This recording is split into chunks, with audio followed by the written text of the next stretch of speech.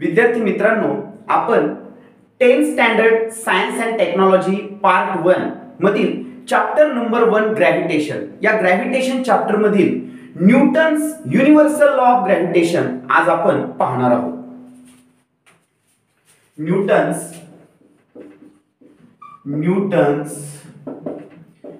Universal law of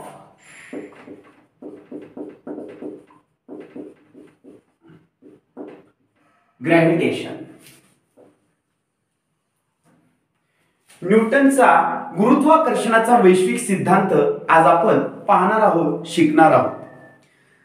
तुम्हाला माहिती आहे की गुरुत्वाकर्षणाचा शोध म्हणजे ग्रॅव्हिटेशनचा शोध सर आयझॅक न्यूटन या शास्त्रज्ञाने लावला.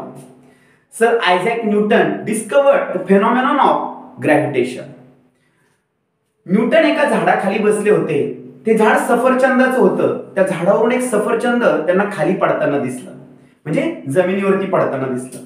त्यांच्या मनामध्ये असंख्य प्रश्न निर्माण झाले आणि मग त्यांनी त्यावरून असं कन्क्लुजन काढलं की पृथ्वी किंवा अर्थ जी आहे ती तिच्या सेंटर कडून एक असा फोर्स लावते की ज्यामुळे ऍपल जे आहे ती व्हर्टिकली डाऊनवर्ड डिरेक्शननी अर्थ वरती पडतं. म्हणजे तो जो काही फोर्स आहे याला ग्रॅव्हिटेशनल फोर्स असं म्हणतात.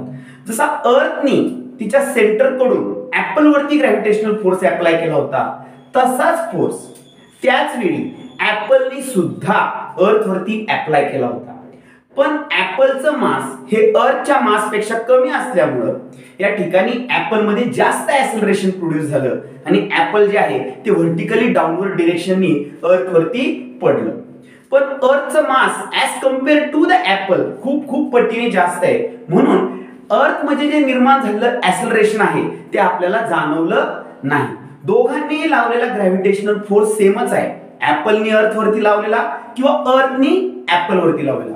पण हा ग्रॅव्हिटेशनल फोर्स किती आहे हे जर आपल्याला कॅल्क्युलेट करायचं असेल तर या ठिकाणी आपल्याला Newton's universal law of gravitation शिकावा लागेल. काय सांगतोय न्यूटनचा हा law? Any object in the universe, म्हणजे या विश्वातील कोणतीही गोष्ट काय करते? ट्राय टू अट्रॅक्ट, खेचण्याचा प्रयत्न करते. कोणाला? The other object with a, कशाच्या सहाय्याने? With a definite force. With a definite force, एका निश्चित अशा बलाच्या सहाय्याने विश्वातील कोणतीही वस्तू दुसऱ्या वस्तूला स्वतःकडे खेचण्याचा प्रयत्न करते. दिस फोर्स, हा जो काही डेफिनाइट फोर्स आहे, this definite force, this definite force is called as gravitational. काय म्हटलं जातं या फोर्सला? Gravitational. Is called as gravitational force असं म्हटलं जातं. मग हा ग्रॅव्हिटेशनल फोर्स जो आहे हा दोन गोष्टींवरती अवलंबून असतो. कोणावरती? तर त्या दोन वस्तूंच्या मासेस वरती आणि त्या दोन वस्तूंमध्ये असणाऱ्या अंतरावरती. मग याच्या बाबतीत न्यूटननी काय सांगितलं लॉ? दिस फोर्स इज, हा जो काही ग्रॅव्हिटेशनल फोर्स आहे, दिस फोर्स इज काय पहिलं? Is directly proportional to the product of masses of this two objects. म्हणजे यामध्ये इन्व्हॉल्व असणाऱ्या दोन ऑब्जेक्टच्या मासेसच्या प्रोडक्टशी हा कसा असतो? डायरेक्टली प्रोपोर्शनल असतो, समानुपाती असतो. मग इथं काय लिहिणार या ठिकाणी? Directly proportional, directly proportional to the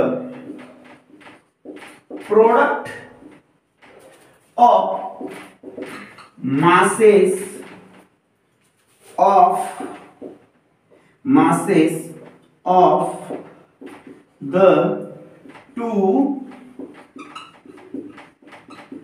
object. दोन ऑब्जेक्टच्या मासेसच्या गुणाकाराशी कसा असतो, हा समानुपाती असतो, डायरेक्टली प्रोपोर्शनल असतो. दुसरं, हा जो काही फोर्स आहे मी काय सांगितलं, हा डिस्टन्स वरती अवलंबून असतो. मग त्याच्या बाबतीत काय सांगितलंय की it is inversely proportional, inversely proportional to, inversely proportional to the square of distance between the two objects.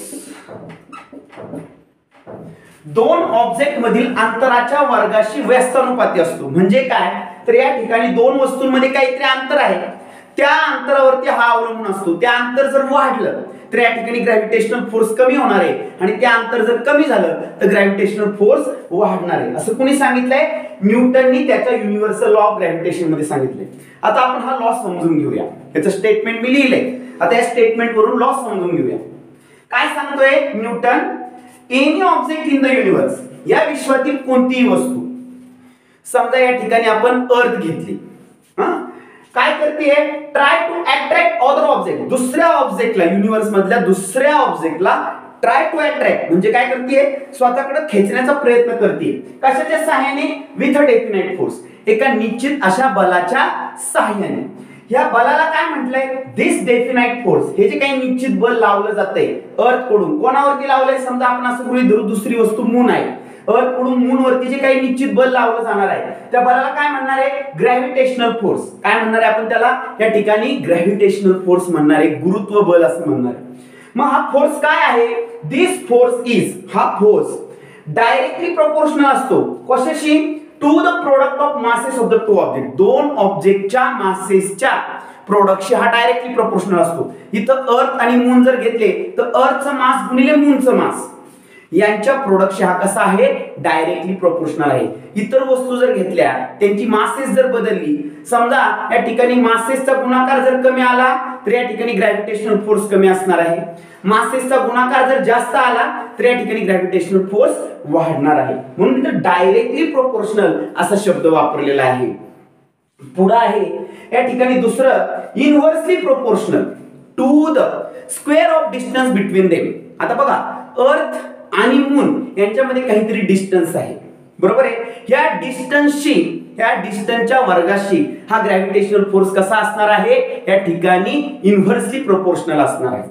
किंवा दुसऱ्या कुठल्याही दोन वस्तू घेतल्या त्यांच्यामधलं समजा अंतर डी आहे, तर त्या डी च्या वर्गाशी हे काय आहे, ग्रॅव्हिटेशनल फोर्स जो आहे हा इन्व्हर्सली प्रोपोर्शनल असणार आहे. म्हणजे काय, जर अंतर वाढलं तर ग्रॅव्हिटेशनल फोर्स कमी होणार आहे, आणि अंतर कमी झालं तर ग्रॅव्हिटेशनल फोर्स वाढणार आहे. आता हा जो काही न्यूटनचा लॉ आहे हा आपल्याला मॅथमॅटिकली एक्सप्रेस करायचा आहे. मग यापुढे आता आपण काय शिकणार आहे त्याच्यानंतर, mathematical expression of Newton's universal law of gravitation. पहा आता, mathematical expression of Newton's universal law of gravitation आता आपण पाहणार आहोत. पहा, या ठिकाणी मी दोन ऑब्जेक्ट दाखवतो, दोन्ही स्फेरिकल ऑब्जेक्ट घेतले. या ठिकाणी ही ए नावाची एक ऑब्जेक्ट आहे आणि बी नावाची एक ऑब्जेक्ट आहे. ए चं मास समजा m आहे, m1 आहे, आणि बी चं मास समजा m2 आहे. हे त्यांचे सेंटर्स आहेत. या दोन सेंटर मधलं अंतर या ठिकाणी d आहे. Distance of separation between the two object is d. Now आता युनिव्हर्स, या ठिकाणी न्यूटनचा युनिव्हर्सल लॉ ऑफ ग्रॅव्हिटेशन काय सांगतो की या ठिकाणी ही जी काही ए वस्तू आहे, ही जी काही ए ऑब्जेक्ट आहे ती बी वरती ग्रॅव्हिटेशनल फोर्स अप्लाय करते. ऍट द सेम टाइम बी सुद्धा ए वरती ग्रॅव्हिटेशनल फोर्स अप्लाय करते. समजा ए ने अप्लाय केलेला फोर्स आपण F1 समजू, बी ने अप्लाय केलेला फोर्स समजा F2 समजू. हे F1 आणि F2 दोघं सारखेच आहेत, म्हणजे दोघांनी एकमेकांवरती लावलेला ग्रॅव्हिटेशनल फोर्स कसा आहे, सारखा आहे. हा आता आपल्याला कॅल्क्युलेट करायचा आहे. मग न्यूटननी काय सांगितलेलं आहे की या ठिकाणी जो काही ग्रॅव्हिटेशनल फोर्स आहे तो या ठिकाणी डायरेक्टली प्रोपोर्शनल आहे. कशाशी, दोन वस्तूंच्या मासेसच्या गुणाकाराशी. इथं दोन वस्तू कोणत्या आहेत, ए आणि बी.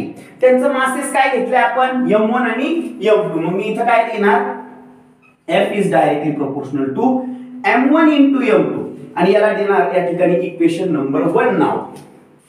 दुसऱ्या भागामध्ये काय सांगितलंय त्या लॉच्या, असं सांगितलंय की या दोन वस्तूंमधील जे अंतर आहे त्यांच्या सेंटर पासून त्या अंतराच्या वर्गाशी व्यस्तानुपाती आहे ग्रॅव्हिटेशनल फोर्स. म्हणजेच या ठिकाणी F जे आहे इनव्हर्सली प्रोपोर्शनल आहे कोणाशी, d स्क्वेअरशी. मग याला या ठिकाणी इक्वेशन नंबर 2 नाव दिलं आपण. आता या ठिकाणी आपण इक्वेशन 1 आणि 2 एकत्र करून लिहू शकतो. कसं बघा, we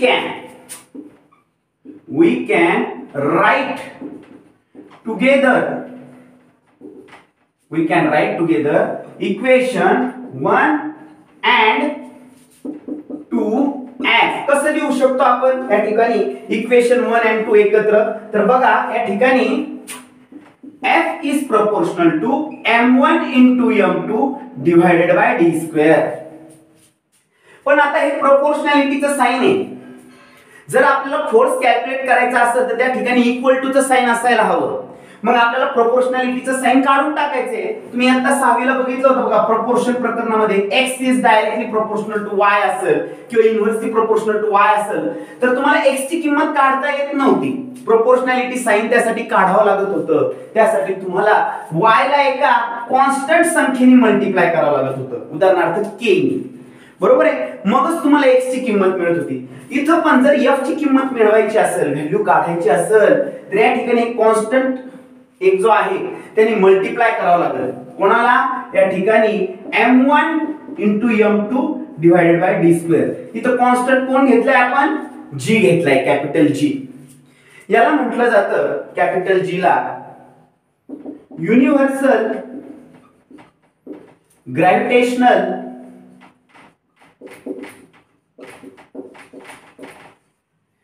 कॉन्स्टंट.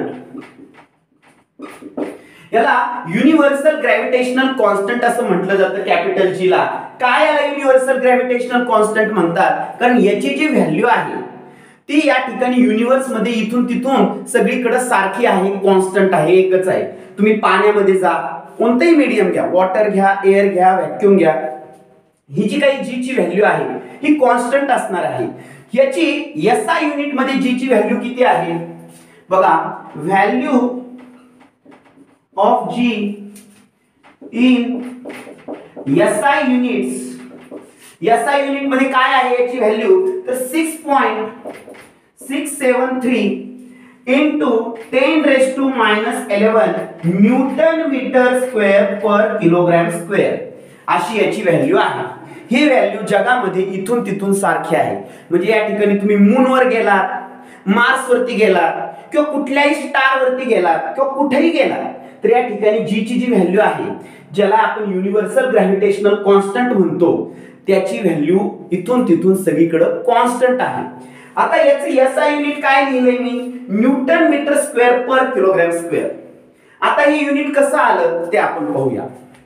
त्याआधी मी परत एकदा सांगतो की न्यूटननी त्याचा युनिव्हर्सल लॉ ऑफ ग्रॅव्हिटेशन मध्ये असं सांगितलं की जे काही ग्रॅव्हिटेशनल फोर्स आहे एका वस्तूने दुसऱ्या वस्तूवरती लावलेलं, ते ग्रॅव्हिटेशनल फोर्स हे त्या दोन वस्तूंच्या गुणाकार वस्तूच्या वस्तुमानाच्या म्हणजे ऑब्जेक्टच्या मासेसच्या प्रोडक्टशी कसं असतं या ठिकाणी डायरेक्टली प्रोपोर्शनल असतं. म्हणून F is directly proportional to M1 into M2 and F is inversely proportional to d square. That means the distance between the two objects from their measure from their centers. आता हे दोन्ही statement equation 1 and 2 आपण एकत्र लिहू शकतो. कसे, we can write together equation 1 and 2 as F is directly proportional to M1 into M2 divided by d square. आपल्याला माहिती आहे प्रोपोर्शनॅलिटी साइन असेल तर आपण या ठिकाणी F ची किंमत काढू शकत नाही. आपल्याला त्या ठिकाणी इक्वल टू चं साइन आणायचे. त्यासाठी एका कॉन्स्टंट संख्येने आपण याला मल्टिप्लाय केलं. ती कॉन्स्टंट संख्येला नाव होतं युनिव्हर्सल ग्रॅव्हिटेशनल कॉन्स्टंट G. म्हणून काय आलं, F is equal to G into M1 into M2 divided by d square. जो काही G आहे त्याची व्हॅल्यू इथून तिथून युनिव्हर्स मध्ये म्हणजे या विश्वामध्ये इथून तिथून सगळीकडे सारखी आहे. ती मीडियम वरती डिपेंड नाही, कशावरतीही डिपेंड नाही. मग value of G SI unit मध्ये काय आहे तर value of G in SI unit 6.673 into 10⁻11 newton metre square per kilogram square आहे. आता हे युनिट कसं आलं हे आता मी तुम्हाला सांगतो. या ठिकाणी पहा आपल्याकडे फॉर्म्युला काय आहे F is equal to G into M1 into M2 divided by D square. मग आता या ठिकाणी पहा हे जे काही G आहे याची आपल्याला किंमत काढायची असं समजा. मग आपण फॉर्म्युला कसा डेव्हलप करणार हा रिअरेंज करणार तर पहा G is equal to हे D स्क्वेअर इकडे भागिले here they are divided.